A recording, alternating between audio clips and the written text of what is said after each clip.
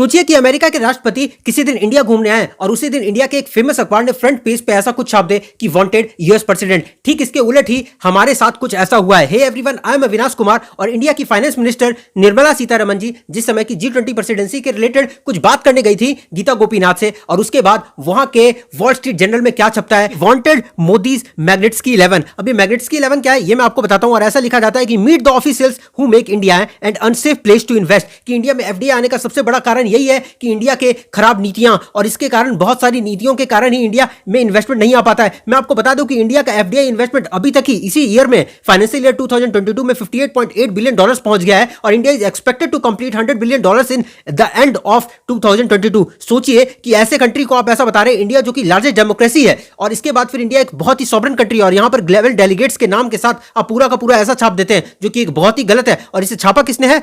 Frontiers of freedom ने। आप यहां पर नाम देख सकते हैं कि फ्रंटियर्स ऑफ फ्रीडम का नाम यहां पर नीचे है। मैग्निट्स्की 11 क्या है इसके बारे में मैं बताता हूं, पर ये इंडिया की सॉवरेनिटी के ऊपर खतरा है। अगर आप इंडिया के प्रीएम्बल को पढ़ेंगे, we the people of India having solemnly resolve to constitute India into a sovereign socialist secular democratic and republic. ऐसा कहा जाता है कि जिनके घर खुद के शीशे के होना उन्हें दूसरे के घर पे पत्थर नहीं मारना चाहिए, और यही काम यूएसए ने किया है। यूएसए जो कि खुद अपने आप को डेमोक्रेसी और ह्यूमन राइट्स का एकदम बोलबाला समझता है और सबसे ज्यादा उसका नेतृत्व करता हुआ नजर आता है। अगर वो ऐसी चीज करता है तो सोचिए कि कितनी बेइज्जती वाली बात है और ये बहुत ही गलत बात है। Wall street journal carries a full page add against the Modi government. ये मोदी गवर्नमेंट नहीं होता, मैं कई बार कह चुका हूं, मोदी एडमिनिस्ट्रेशन होता है, गवर्नमेंट ऑफ इंडिया होता है। जिस मैग्निट्स्की 11 के बारे में उसमें लिखा हुआ है उसके जो मेन सोर्स हैं वो सर्जी मैग्निट्स्की हैं। सर्जी मैग्निट्स्की क्या थे? एक ना टैक्स के लॉयर थे जो कि क्या थे, रसिया में थे, और रसिया में करप्शन एक लेवल पे आप जानेंगे। तो ये क्या कर रहे थे कि कुछ ऑफिशियल्स की जांच पड़ताल कर रहे थे जिसमें कि एक बहुत बड़ा फ्रॉड इन्वॉल्व था, और लेकिन इसमें रसिया के गवर्नमेंट के बहुत सारे ऑफिशियल्स इन्वॉल्व थे और बाद में इन्होंने मैग्निट्स्की को जेल में डलवा दिया और बाद में उनकी 2009 में जाकर के उनकी मौत हो गई। लेकिन यूएस ने इसे ह्यूमन राइट्स के चलते,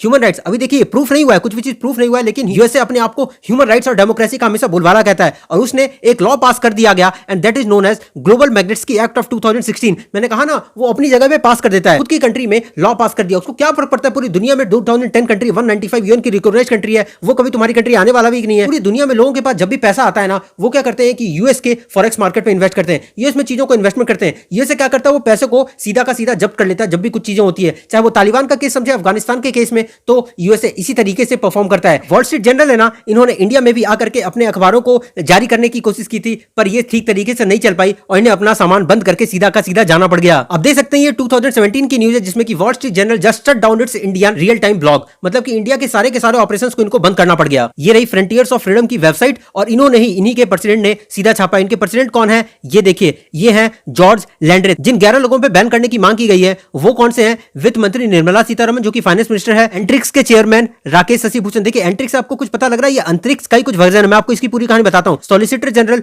Tushar Mehta, additional solicitor general N Venkataraman and justice Hemant Gupta and then Subramaniam and CBI के डीएसपी आशीष पारेख, इसके बाद फिर ईडी के डायरेक्टर संजय कुमार मिश्रा, फिर डिप्टी डायरेक्टर ए सादिक, इसके बाद फिर assistant director R Rajesh and special जज चंद्रशेखर। ये सारे के सारे 11 लोगों के ऊपर बैन करने की मांग की गई है। और साथ ही में कहा गया है कि हम लोग अमेरिकी सरकार से ये मांग करते हैं कि इन 11 के 11 लोगों पे मैग्निट्स्की एक्ट के तहत इन्हें सजा सुनाई जाए और इनके ऊपर ह्यूमन राइट्स का मुकदमा दायर किया जाए। एक अमजद तहा है जो कि स्ट्रेटेजिक पॉलिटिकल अफेयर से मिडिल ईस्ट के, इन्होंने खुद बताया कि ये जर्नलिज्म नहीं है बल्कि ये एक डिफेमेटरी स्टेटमेंट है जो कि बिल्कुल भी शोभा नहीं देती। क्या यही एक एडवर्टाइजिंग पॉलिसी है? क्या इन्हें यह समझ में नहीं आना चाहिए कि किस तरीके से किसी चीज को प्रेजेंट किया जाता है? ये तो एक डेमोक्रेसी के ऊपर सीधा का सीधा एक डिफेमेटरी स्टेटमेंट है जिसे कि बिल्कुल बर्दाश्त नहीं कर सकता। और ये बोलते हैं कि we stand with India against this insult, जो कि हम लोग साथ में इंडिया के साथ खड़े हैं। देखिए असली मास्टरमाइंड कोई और है, लेकिन भारत में हजारों करोड़ों का घोटाला करके जो विदेश भाग गए और हमारे इंडिया की छवि बिगाड़ने का पूरा आरोप जाता है रामचंद्रन विश्वनाथन पे। इनके साथ ही में जो संगठन है वो फ्रंटियर्स ऑफ फ्रीडम है,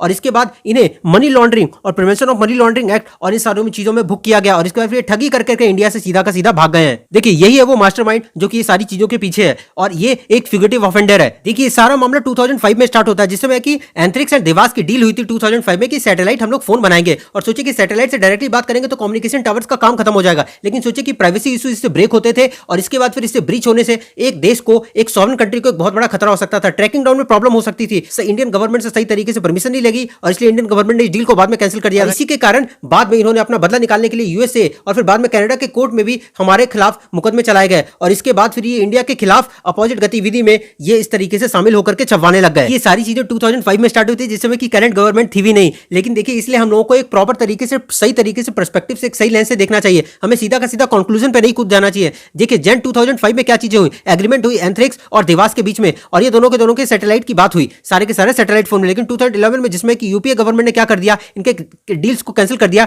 due to security ground. International chamber of commerce ने देवास को कंपेंसेशन दे दिया 1.3 बिलियन। उसके बाद फिर अक्टूबर 2020 में यूनाइटेड स्टेट्स के फेडरल कोर्ट में वो खुद चले गए, और इसके बाद फिर जैन 2021 में गवर्नमेंट ने अप्रोच किया एनसीएलटी को। 2021 में ऐसी हालत आ गई थी कि कैनेडियन कोर्ट ने क्या कर दिया कि इंडिया के जो एयर इंडिया है ना, उसके एसेट्स को सीज करने का आदेश दे दिया। फिर बाद में जो 2022 में सुप्रीम कोर्ट ने अपहोल्ड कर दिया गया एनसीएलटी के डिसीजन को, कंपनी को लिक्विडेट कर दिया गया। विश्वनाथ क्या करने लगे, इन्होंने एक तरीके से एंटी इंडिया कैंपेन ही रन करना स्टार्ट कर दिया गया, जिसमें कि इनका सोल पर्पस यही हो गया कि हमारी कंट्री को सीधा का सीधा डिफेम करना on international forums, international courts में। आई होप आपको ये पूरा का पूरा मैटर समझ में आया होगा, and thank you so much.